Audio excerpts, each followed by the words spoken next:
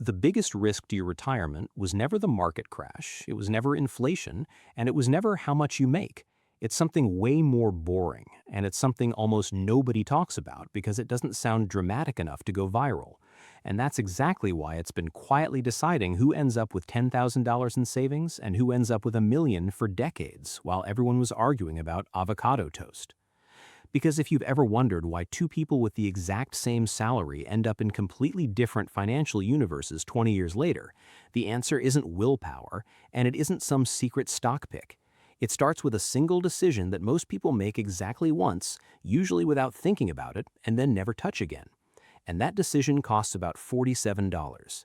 Not $47 a year, $47 a week.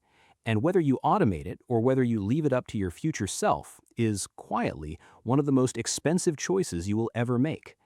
To understand why this one decision matters so much, you have to go back to the 1990s when companies started offering 401k plans and assumed employees would just sign up on their own because, obviously, free money and tax advantages? Who wouldn't want that? Except almost nobody did. Enrollment rates in opt-in retirement plans sat depressingly low for years because signing up required a form, a decision, and a little bit of math that most people kept putting off. It wasn't that people didn't want to save, it was that saving required an active choice, and active choices are exactly the kind of thing the human brain is built to postpone. So behavioral economists started studying why, and what they found reshaped how we think about money forever. It turns out the problem was never information. People knew they should save. The problem was the default setting. Meet Mike and meet Jordan. Same job, same salary, same starting bank balance. Mike sets up an automatic transfer of $47 a week into an index fund the day he gets hired, and then he genuinely forgets about it. Jordan tells himself he'll invest whatever's left over at the end of the month once bills are handled, once things settle down, once he catches a break. And here's the part nobody wants to hear. Jordan isn't lazy and he isn't bad with money. He just made the mistake of relying on a decision he'd have to remake every single week for the rest of his working life.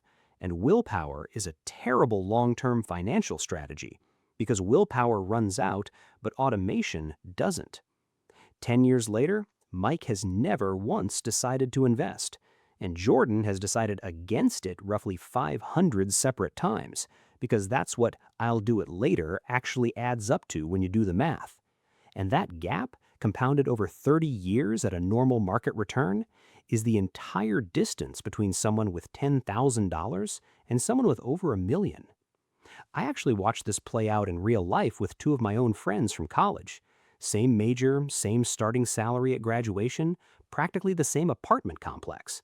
One of them set up an automatic transfer the week she got her first paycheck and never looked at it again unless she was increasing it. The other kept saying he'd start seriously investing once he got a raise, which, funny enough, kept happening, and he still never flipped the switch. 10 years out, she's not rich, but she's got a real portfolio quietly compounding in the background.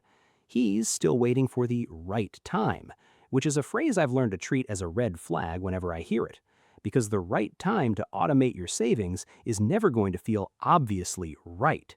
It's just going to feel like $47 you didn't have plans for yet. And here's my actual opinion on this, not just an observation. I think the personal finance industry has spent years pointing people at the wrong lever entirely. Everyone is obsessed with income. Get a side hustle, ask for a raise, start a business. And sure, income matters, but income increases get absorbed into lifestyle almost instantly if there's no automatic system pulling money out of reach before you can spend it. The lever that actually separates outcomes isn't how much you earn. It's whether the decision to save happens once, automatically, or 700 times manually, under conditions where you're tired, stressed, and one Uber Eats order away from talking yourself out of it. This isn't just a personal theory either. Behavioral economist Richard Thaler spent years researching exactly this problem, and it led to a program called Save More Tomorrow, which automatically increased people's retirement contributions over time unless they actively opted out. And the results weren't small. Participation and contribution rates jumped dramatically wherever automatic defaults replaced manual decisions, not because people suddenly got more disciplined, but because the system stopped requiring discipline in the first place. And that's the uncomfortable truth hiding underneath almost every personal finance failure story. It's rarely a math problem, it's a default settings problem. And once that default is set wrong, it doesn't just cost you retirement money, it costs you in 3 places most people never connect back to the original decision.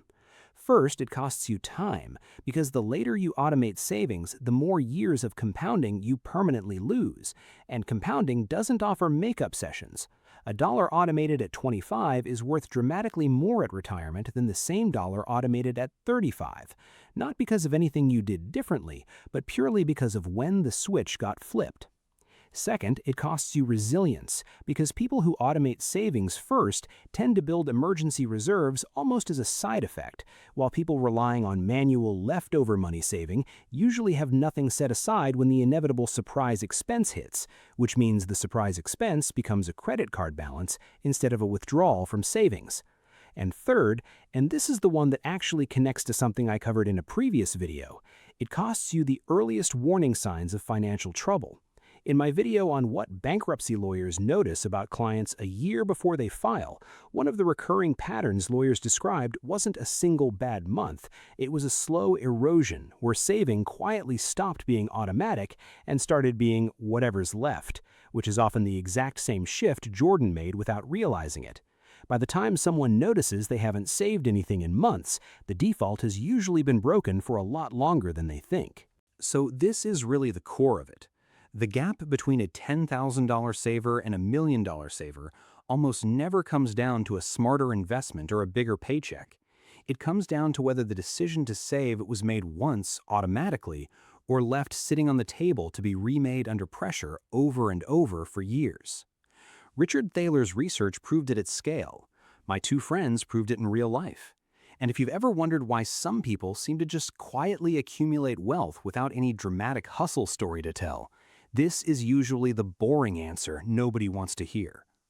And traditional finance content mostly ignores this, because automate $47 a week and forget about it doesn't make for a great thumbnail, even though the hustle almost certainly matters less.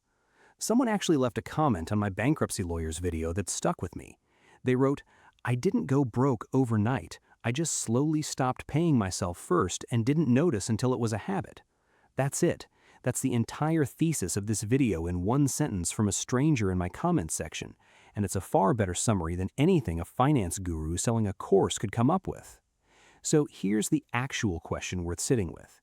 Is your $47 automated right now, or is it still sitting on your to-do list waiting for a better time that's never going to arrive on its own?